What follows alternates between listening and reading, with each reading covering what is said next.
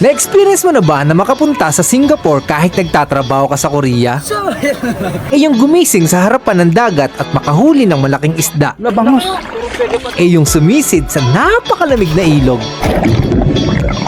Ang episode 30 natin ay mag-enjoy ngayong weekend. Pitawan muna natin ang mundo ng makina at kumonekta naman tayo sa katahimikan ng kalikasan. Uy, salamat. Balita ko galing ka Singapore ah. Legit, maganda doon. May video na. Magkano nagastos mo? Eto si Anton, 26 years old, nakatira sa Guimaras, 2 taon na sa Korea, nagpa-release at napunta sa company namin. Ngayon, 3 buwan na siya nagtatrabaho dito. So timing, napat na bunga kay lakay. Diba? Yan o.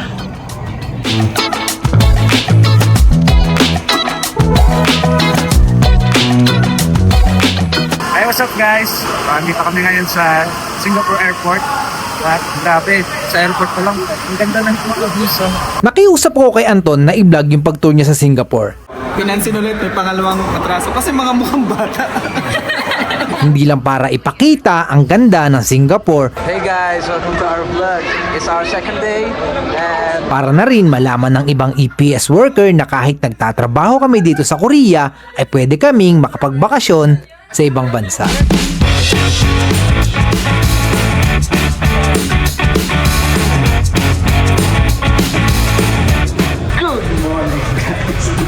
this is our second day sa Singapore. So, kain kami na every day is Jollibee Day.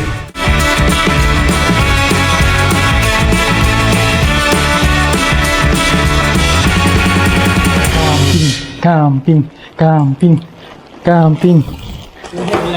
Tara. Habang wala pa si Anton, nag-decide kami nila kay na mag-camping sa dagat. Pupuntahan ko muna yung pagkakampingan natin. Titingnan ko kung bumabaha daw doon, baka hindi tayo makatawid. Puntahan ko muna, no? Tiningnan ko na muna yung spot na pupuntahan namin para makasigurado na rin na makakapasok kami sa loob. Hello, Lakbay! How are you? Alis tayo ngayon. May rides tayo ngayon. Eto si Lakbay. Ito yung madalas namin gamitin kapag may mga spot kaming gustong puntahan. Dala ko na yung susi. Nabili ko to sa halagang 50,000 pesos sa pera natin at ito rin ang kauna-unahang sasakyan sa buong buhay ko. Pumukas. Dumating ako ng Jebu-do Island exactly 7:30. Ang problema, hindi pa pwedeng pumasok. 8:20 pa nga. May oras pala dito para makapasok. May oras lang talaga na pwede makapasok dahil tinatakpan ng high tide yung kalsada papunta sa Kaya isla. pala hindi pwedeng pumasok. High tide. Ayun yung daan, no? Doon. Tingnan natin sa kabila. Fast forward tayo. Sinundo ko na nga pala sila Kay at dumating na rin si Anthony kaya sinama na rin namin siya sa aming camping. Kadarating lang namin dito sa Jebu-do Island. Ang problema, May isang bagay kami nakalimutan at yun pa yung napaka-importante. so hindi namin alam kung paano maluluto yung mahuhuli naming mga alimango. So naghahanap-hanap lang kami ng mabibilan dito. Baka meron dun sa dulo na yon. Wala, ganun talaga eh. Kasama yan sa adventure. At dito nga ay nakakita kami ng burner. Medyo may kamahalan ng presyo pero okay na rin kasi may magagamit tayong panluto. Ayan, nakabili na tayo. Ayan, kasalanan nito. Bumili na rin kami ng timba para sa lagayan ng mga mahuhuli namin na kasag. Ikaw na nun, Maya? Nagtanong na rin ako kay madam kung pwede ba talagang manguha ng alimasag. Crab. So, chaba tute. Chaba tute. Eh, pensa na yun? Pwede naman daw kaya ituloy natin ang kasiyahan.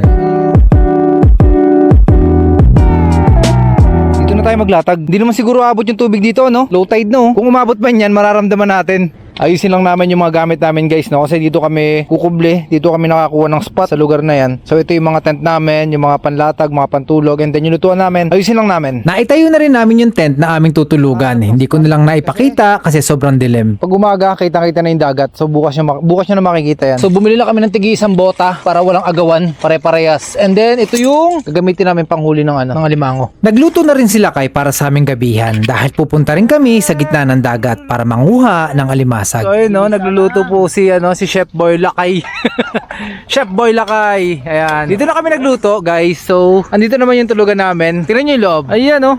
Angas. Sarap dito. Tapos pagkagising mo, dagat. Wala pa eh, madilim pa eh. Pero bukas makikita nyo yan. Gagawa tayo dito ng hyperlapse bukas ng umaga. Sunrise pala. Sunrise. After namin kumain, mamumulot naman kami ng mga alimasag, alimango, laman dagat. So, keep it up. Peace. Pagkatapos namin kumain, pumunta na rin kami sa dagat para mamulot ng kasag. So ayun o, magkukuha na kami ng alimasag ngayon. Angas. Ayun o, lino ng tubig o. Kanina sobrang taas niyan eh. Ngayon, nag-low tide na siya. Makikita na natin yung mga alimasag. Napakasarap ma-experience yung mga ganitong pangyayari. Nakakalimutan namin ang aming mga problema, mga senaryong bihirang-bihira lang namin magawa. Oo, magastos. Pero sulit kasi kapalit ay alaala at saya na hindi matutumbasan na kahit anong halaga. Sa bawat tawa, sa bawat kwento at sa bawat simpleng sandali, dito namin nararamdaman na buhay kami. Mga oras na hindi mabibili, mga alaala na habang buhay naming dadalhin. So nakabalik na po kami sa Pangpang no. Nakabalik na kami dito sa aming tent. So konti lang yung nakuha namin. Maliliit pati nga bro, buksan na natin. Ayun lang, pwede na di ba?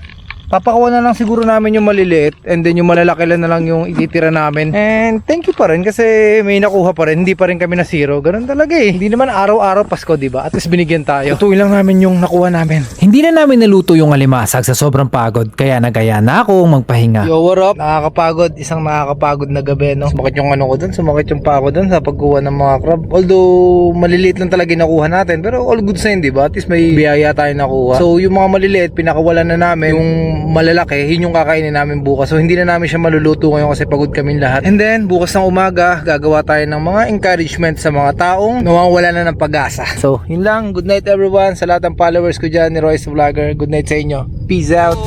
Patulog na tayo. At niyayakag na tayo ng karagatan. Good morning! Good morning everyone.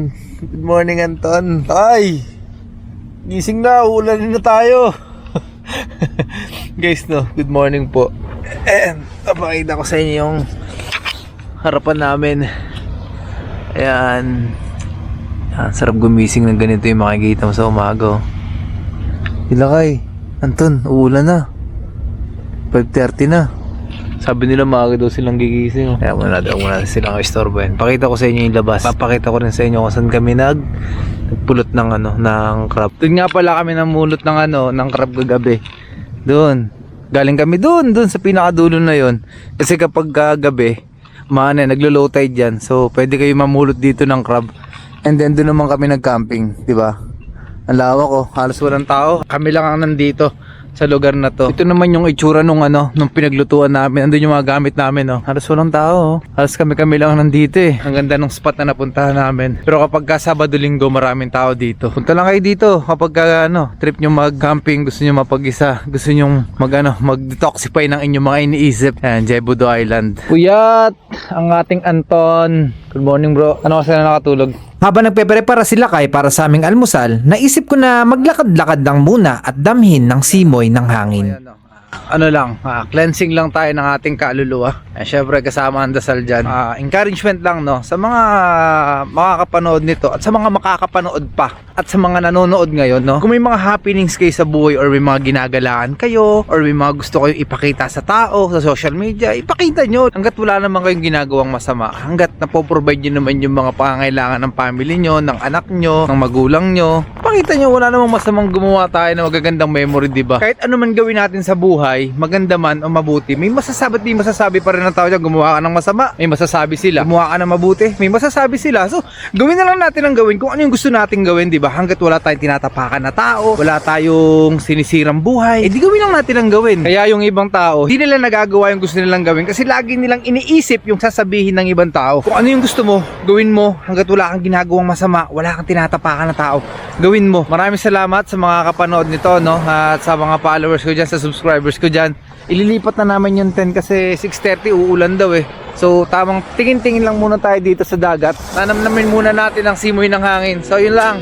May isang bagay akong hindi pwedeng makalimutan, ang paliparin si Bagwis. At gusto ko rin ipakita sa inyo ang ganda ng isla. So tara na. Mwah! Let's go. 29 and I find myself wondering what did happen to the last 10. I ran away with my life, fast forward, never turn back again. It's kind of funny that the more we pass time, the more we need to set the rewind. And 19 was the year I had to leave you, but now I'm seeing all the signs. Is this really happening? I can't believe it's true. I'm just as surprised as you.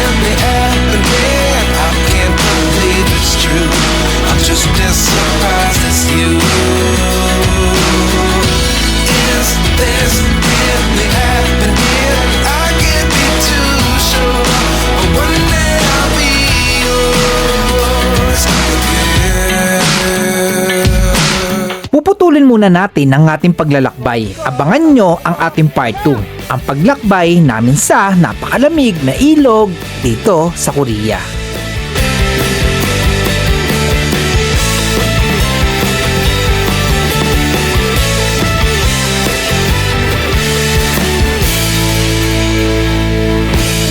Pag-inom mundo, kahit ako mag-isa,